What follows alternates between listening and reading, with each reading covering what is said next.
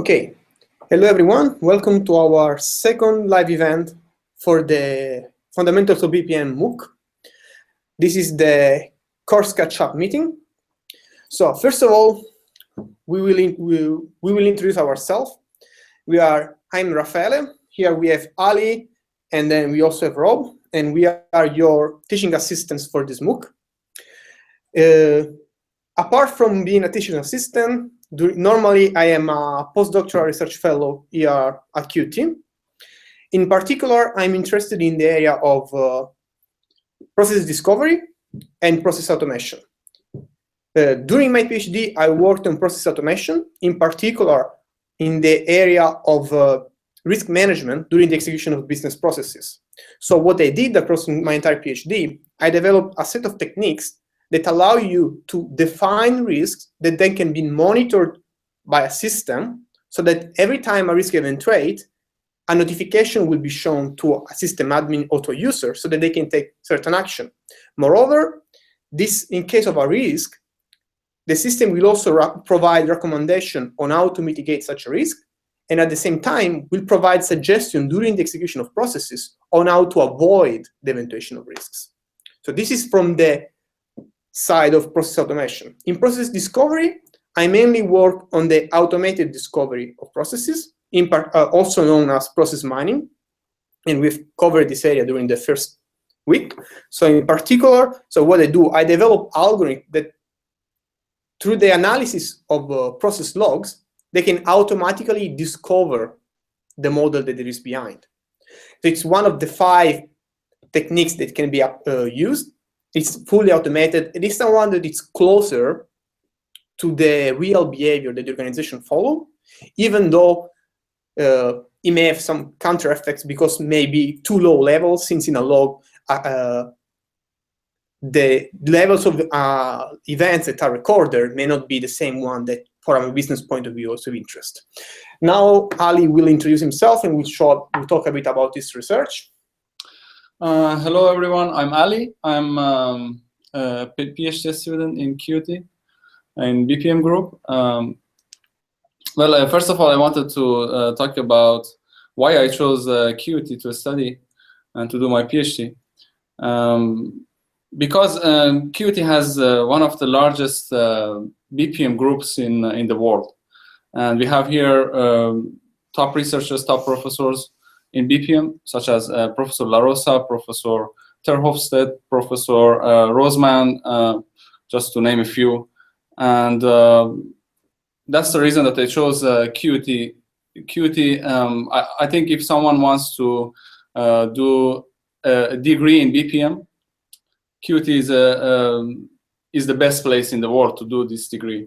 If you want to continue BPM and you want to get a certificate in it and continue the academic level, I think QT is the best place. Then I wanted to talk about my research topic. My research topic basically falls into the monitoring phase of BPM lifecycle. If I want to explain it more specifically, organizations over years, when they face different situations, they change their processes according to the situation and to respond to this, in response to the situations, so that they get the work done and they get the process going. So these changes can be, for example, removing of some activities or changing the order of some activities, or, for example, in the resource perspective of the process, for example, replacing one person by another. When this person is doing this activity, now he starts doing another activity. These changes over years result in a set of processes that have changed, and we call them process variants. So these processes are similar, and but at the same time they have differences that have happened over years. So, but what these processes have in common is an event log. This event log is basically event log contains executions of the process models in the companies. So what we have is an event log, and we want to discover the change points. So where in this event log we apply the changes, and we want to find these process models in these event logs using data mining or process mining or any other like mathematical techniques, like statistical techniques. We want to find these change points, and at the same time, when we find them, we want to characterize them. Basically say, for example, at this point of time, you change the order of these two activities, or you replace the person who was doing this activity by another person. So this means like basically characterizing the change. So my research is focused on finding these change points in the event logs, and then characterizing them by telling that what you change in your process that this happened. Because when you change the process over years, the process starts losing its efficiency, and then you don't know why it happened, because many years passed and you didn't register the change, and you just your process is not that optimal anymore. So that's why you need to apply these techniques to find the change and what was the change, so that you can again optimize your process. So basically, this is my research is focused on. And I think Rob should continue with his work and his experience. Sure. Thanks, Ali and Raf. First off, I want to say it's really great to be a part of this massive online course. There's lots of people from all around the world and different backgrounds, and it's good to see you guys sharing your knowledge and expertise. So I've been a little bit background on myself. So I've had a background at QUT. I've done the Masters of BPM program, which has been, just as Ali said, it's top notch. Professors are great, and the actual learning is really practical. And it took me that step forward that I needed to get into industry and start to actually become like a process analyst. So after the degree at QUT, I joined the Suncorp Group, which is one of the largest insurance companies in Australia. And they took me on just because they saw the work that I've contributed at QUT, and they said that we have a big need for that. There's a lack of skill, I guess, that they have in the process capability, and they wanted to bring me on board to help improve that and come on to a really large project in the commercial insurance space, pretty much flipping things upside down. So really looking at the customer journey, looking at the way the processes actually interact with the customers, as opposed to everything is quite internally focused, and the way that they were working in the company wasn't really in the best interest of the customer at all the points. So we kind of looked at every single point of customer interaction and every step in the process, and kind of judged, I guess, the value that it brought to the customer. And if it didn't bring value, we kind of challenged it and said, do we actually need this process, or should we actually, or can we remove it, or can we alter it in some way to actually bring some benefit to the customer at the same point? Because we found that there was a lot of inconsistencies based on the different products. So if a customer had, I guess these were commercial customers, so generally they had lots of different policies with us. For example, their fleet of cars, their commercial buildings, their marine cargo, and their shipping containers, and those kind of insurance policies. And when they had claims that they needed to make, the process was quite inconsistent, even though the outcome was the exact or almost the exact same thing. There was a lot of inconsistencies and a lot of pain points for the customer. So the end result was really to remove that and make it easy for the customer and really deliver on the promise of the organization. So that was a really successful project. We harnessed a lot of new technology to help bring that to life. And I guess the documentation of these processes really helped. The documentation of both the current state that I did and the future state really helped the technology teams design that platform for the future and really leverage the capabilities of the process knowledge. So we went through the whole BPM lifecycle. I would say at this point it's more in the monitoring phase. It's been rolled out, it's been implemented, and now it's sitting in the monitoring phase. And I've just recently moved on to another project where we're looking at some of some of the different products that we offer are more in the injury space and trying to understand the best practices. So almost looking for positive deviance in the organization and trying to find how people work and what steps they take in order to resolve claims as quickly as they can for the best interest of the customer. So not just trying to resolve them for the sake of resolving them, but really looking at what made the customer want to resolve their claim and what made them want to take those steps to get the right outcome. So it's pretty much a process harmonization project between lots of different products. So trying to work in one standardized way. And it takes a lot of coordination. So there's lots of subject matter experts involved. There's lots of business leaders and managers that really step in to understand the way of working and the strategic goals of the organization, and really harness the power of everyone. So from the front line up to the top of the organization to decide for, I guess, the way of working in the future. So it's really interesting. I've just started that project about a month ago, and I'm just getting into the ground of things. And it's great to see lots of people from Suncorp as well actually actively participating in this course, and I'm actually able to reach out and help on the ground. So it's really nice to actually see all the interest. So the capability, the business process management capability is really in demand in industry. I definitely see it.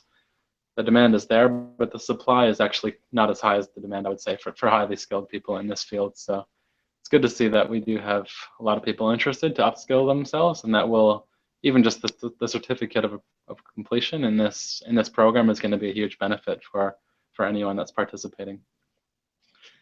So yeah, that's pretty much where I'm sitting. I'll hand it back to you, Raf. Okay, thanks, Rob. So now we will continue highlighting some of the common errors that we have seen during several modeling phases.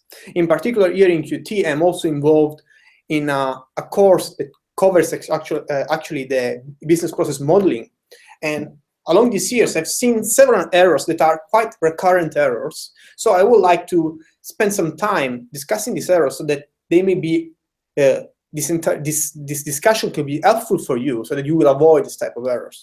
The first common error that I've seen is related to the naming conventions of activities and events. First of all, why do we use conventions? We use conventions because they make our life easier. If we write a certain name, always following a certain standard, for us it's easier to understand what's the meaning behind it, right? So this is why we use a convention. So in general, the convention that we adapt for activities, it's a verb in its imperative form followed by a noun. What's the reason of this? Because an activity, it's something that we have to execute. So we try to give a name that sounds like an order, like do this, perform quality check, assess eligibility criteria, so that everybody, even if it's new in our organization, once he looks at the model, he has a clear understanding of what is the activity that he has to perform. Because as soon as he reads the name, he will receive an order, so he knows what he has to do. Similarly, we also follow a standard, a convention, when we have to name events. In this case, we swap somehow the order. So an event, as we know, it's something that's outside of our control. Not only, it's something that happens, it's instantaneous, and we only are passive. We only are aware of this once it's completed. So the convention that we follow, it's a name followed by a verb in its past form, like order received.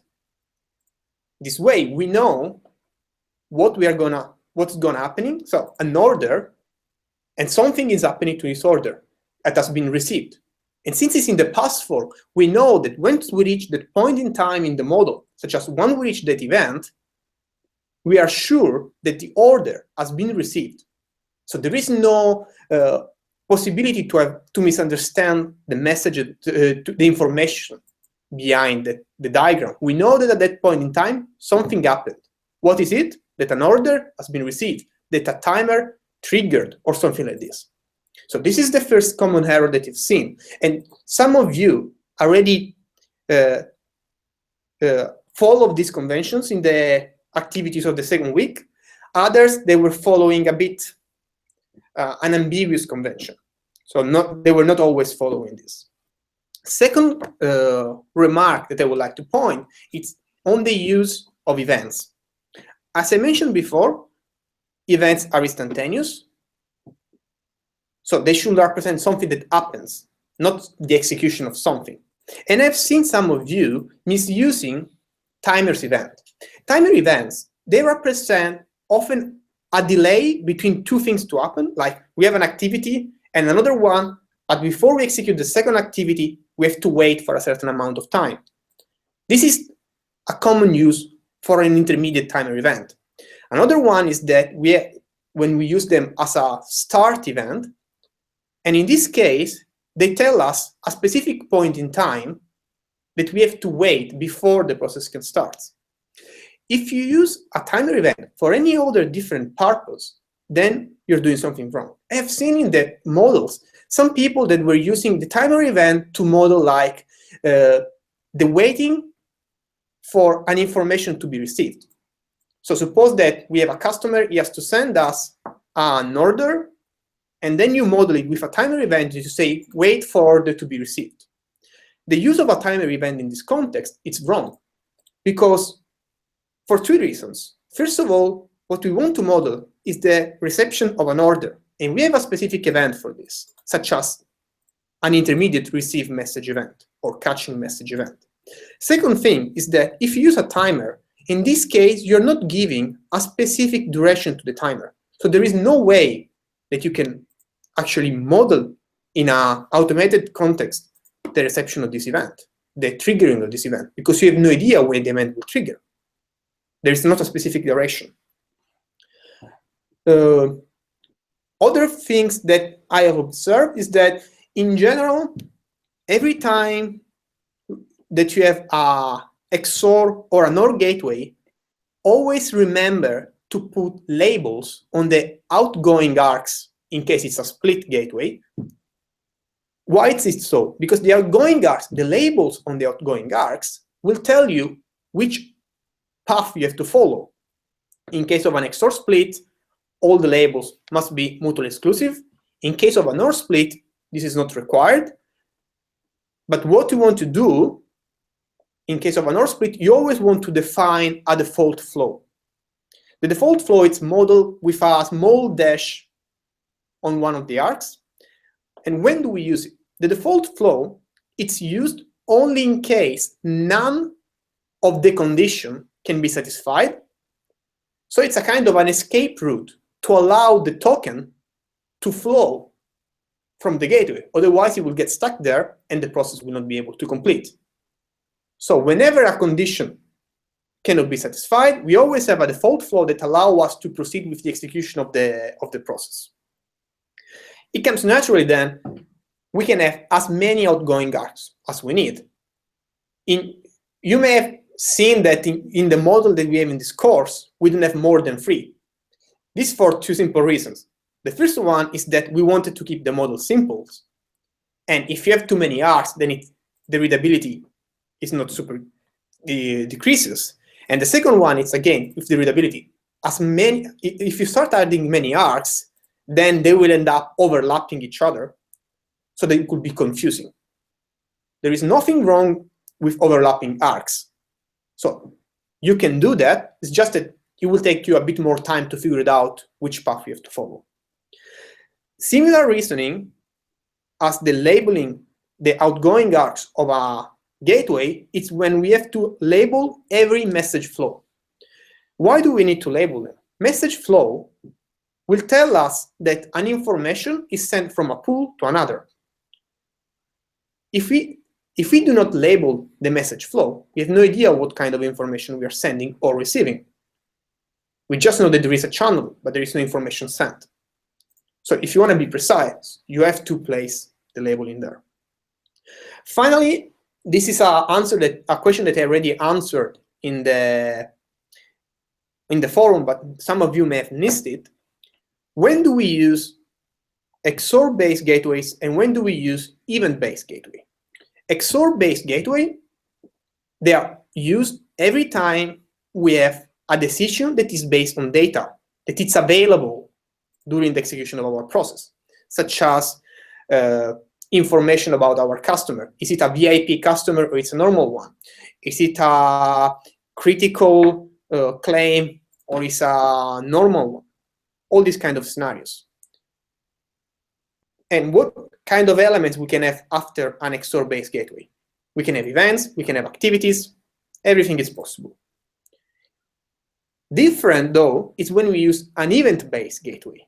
Event-based gateways are used to model scenario when we have to make a decision, but we do not have control over it, such as we are reacting to the decision of someone else. So suppose that the client has to accept or reject something. So we send a quote to the client will assess the quote and decide, okay, it's a good price, I will accept it, or I don't like it, I will reject it.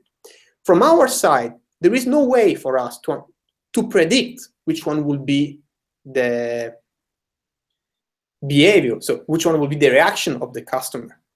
So what we can do, the only way to model this kind of scenario is to have an event-based gateway that is followed by two events, in this case, two receive message events, one waiting for a acceptance notification, the other one waiting for a rejection notification.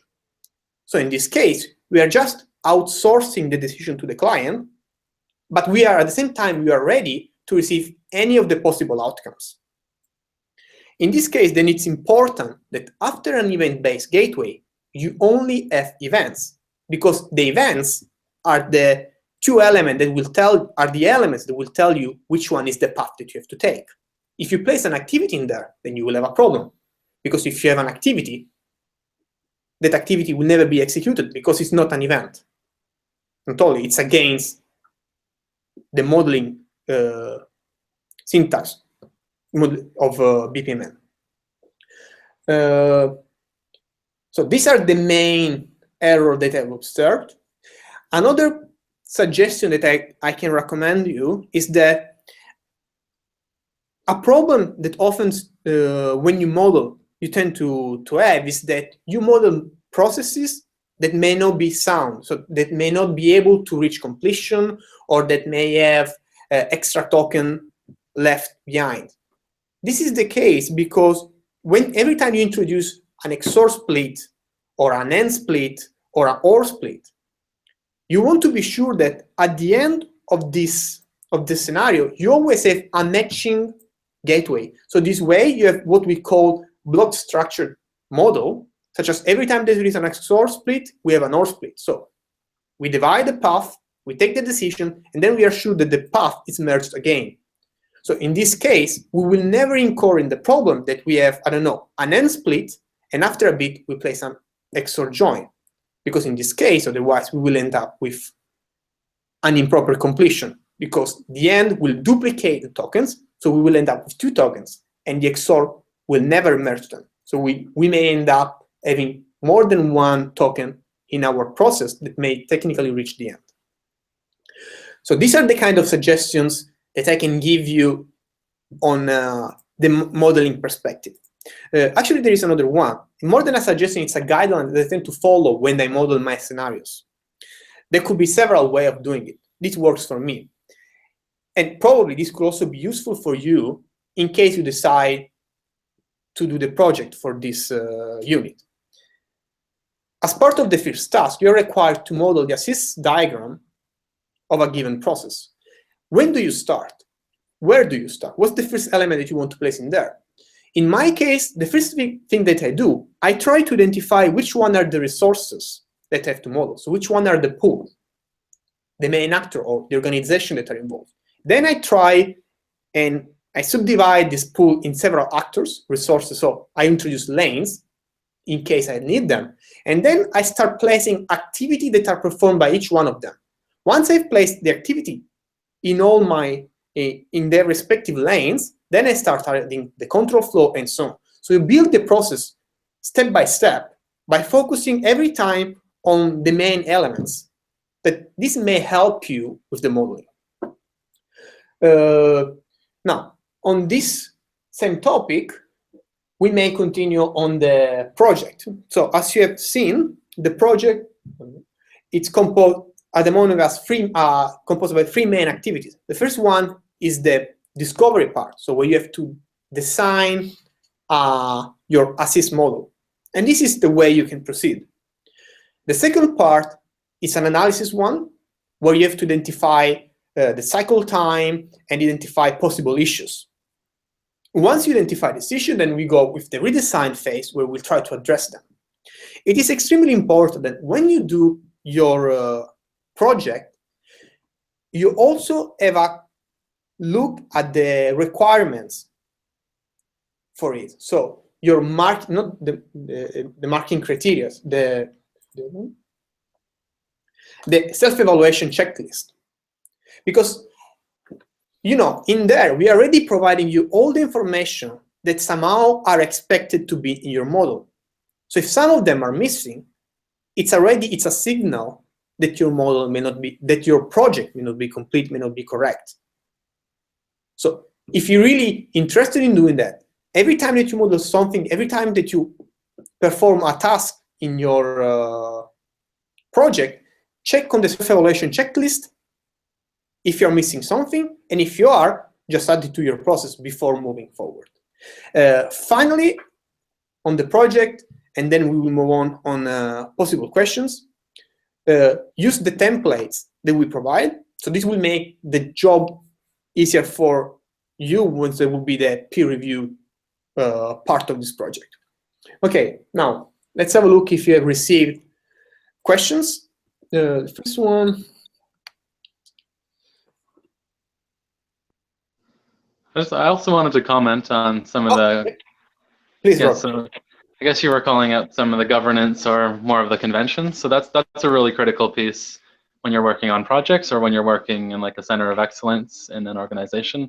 Think about the conventions or the governance pretty much as mandating or mandatory requirements for how you should document your models or how you should measure processes or how you should do anything in the BPM lifecycle. So it really gives you that structured framework and really allows you to be consistent among your peers and among your colleagues. So I really find it beneficial to have things like the naming conventions, like Raf said, also things like the layout conventions, so how you lay your models vertically, what modeling notation you're using. So BPMN, there are other notations out there that organizations use, like EPC, for example. And then just the naming style, as you were saying, the visual layout, even restricting the different symbols you can use. So BPMN has over 100 different symbols, and if you included all of those on the model, it's quite tedious for someone to show the model to someone that doesn't have expertise, so like a business stakeholder. So some conventions include the fact of restricting the number of elements that you can use to keep it simple and keep it in a way that can be readable for different people that might need to approve or sign off on some of the processes. So really critical call out and good comment, Raf, about that. Thanks, Rob. Now, thanks for your comments, and let's start answering the first questions. This is from, hopefully I pronounce it properly, Stephen. Now, you're interested in knowing about how much could be the cost of setting up a BPMN system. First thing that we want to keep in mind is the size of your organization and the requirement that your organization has. So if it's a small one, you may go with open source solutions. One of them is, for example, the Camunda system. So in this case, from the IT system itself, you don't have to pay any licensing. There will be only a matter of having a skilled developer to be able to set up the entire environment, plus a BPMN team capable of modeling the processes and have them running. In case of large-scale organization, probably Rob may provide some better information, since this is the kind of activity that it deals with on a, let's say, daily basis. Yeah, I would say that there are different levels, I guess, of commitment that an organization could make to a BPM system. So there's, as you see, the life cycle has many different stages, and then there are pieces or functionality to the suites of packages that you can buy that allow you to automate a process, that allow you to model a process, that allow you to discover. So there's lots of different components you can buy depending on, I guess, the needs or the investment that your organization wants to make, that's going to have a bearing on the cost. But I guess the package we're using, we don't have a full-blown BPM or BPM suite. We simply have the modeling capability and the repository, which is the key thing. And then we do have some other tools to help with, I guess, monitoring. Like we do have, like the Disco is something we have tried out, and it's very useful to actually review event logs and come up with different visualizations of the way we work. But I guess we don't have one package that covers all the different elements, and it's tough to really gauge, like Raf was saying, how much it could cost because there's so many variables. So the size of the organization, the number of licenses that you're looking to achieve, the number of components that you want the system to be capable of handling. So it's really something you should reach out to a few different vendors and get some quotations, and they'll kind of help you work through assessing your needs and give you a better understanding of what you could need, because it's unlikely. These kind of systems can be quite expensive, like any enterprise system, and you really want to tailor it down to your specific needs before just getting a blanket, an off-the-shelf product. Most of the time, it's something customized to your needs.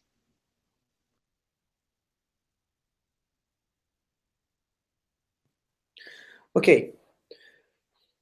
So then, as Rob said, the price of setting up a BPMN system may vary quite a bit. It's then clearly related to the needs of your company and the size of it. So they will be difficult to estimate.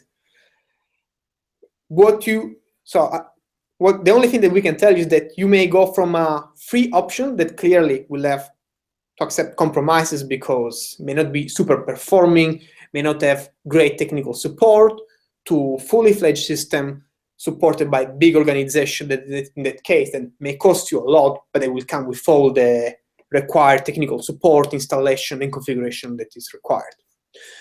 Now, going to the second question from Edward, examples of an event-based gateway. So first of all, the event-based gateway, if you remember, is the diamond inside a circle inside a pentagon. So this is the model, sorry, this is the diagram that we use when a decision is taken externally. So either because of a timer or because we receive certain messages. So which case of scenario do we use it? Now, suppose I am a vendor and I'm sending you a quote about an item that you may be interested in buying or not. So once I send you the quote, you will assess this quote. You may compare it with other type of quotes that you receive from different type of vendors, and you will make a decision.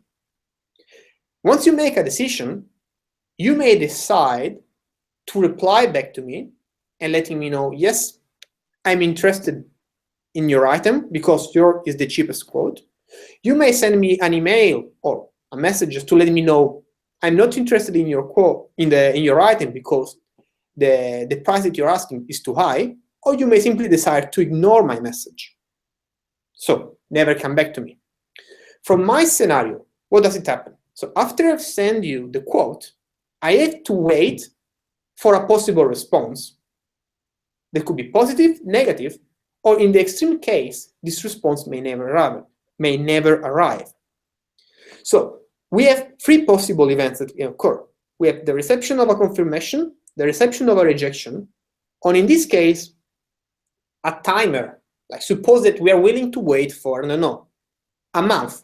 If after a month I do not receive any news from your side, I will simply assume that you are not interested in the process anymore, in the item anymore. So what do? After the activity send quote, I will place an event-based gateway with 3 outgoing arcs. After the first arc, we have intermediate receive message event or intermediate catching message event where we receive the confirmation or the acceptance. After the second arc, we have an intermediate catching message event that receive a rejection in case you're not interested in our item. And then as a backup option, then I will have a third arc that is connected to a timer event with, 30 days. If after 30 days the timer triggers, that implies that I haven't received neither a confirmation, neither a rejection, I will take this last path that will allow me then to complete the process and simply ignore the request of a quote. Then in this case, this timer almost behaves like a default flow in case of an OR gateway. So neither a rejection or an exception. So there was no condition that was satisfied, but we were still interested in a default path that allow us to escape. Yeah.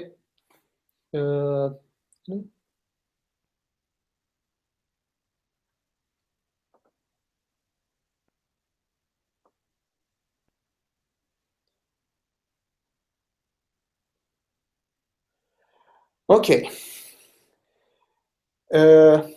Yes, so I can see your point, and often the use of nested gateways, it's maybe related to some kind of You want to say the question first? Oh yeah. So first of all, your question is interesting. In your organization, you see a lot of people, they use nested gateways instead of advanced gateways that we introduced in this course. And you're interested in knowing how can we somehow educate them in understanding new models. First of all, it's a kind of acquired habit that is in your organization is going on, maybe deriving from some old or from legacy modeling techniques that they were using. And if you think about it, having a lot of nested gateways may make the life of a developer easier, because then he will immediately identify which type of if then else he has to place. So this is why they may use it.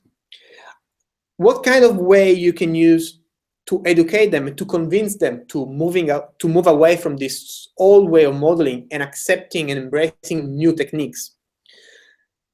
First of all, you may show them how using advanced type of gateway may drastically simplify your model, so that you don't have to waste time in trying to understand what is model, but then you can focus on what's really is needed, such the business behavior behind it. Then in this case, your communication will go smoothly. I can understand that could be quite difficult because it's really tough to go against this bad habit that are acquired in an organization, and it may take a bit of time. So my suggestion is just to try to talk with them, to show the advantages of using these extra gateways, show eventually what extra things they allow you to do that otherwise you will not be able to model with a normal gateway. So for example, you will not be able to model the scenarios where the decision is not in your control. The way you will model it, it's by assuming that the decision that you know already the answer of the external parties, but it's not really the case. So you show that that modeling with the correct gateway, it's closer to the real behavior that they will be following in the organization.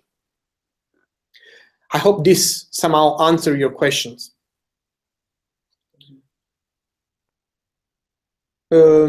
Okay, then if there are no further questions, we may end the live event here. Just to be sure.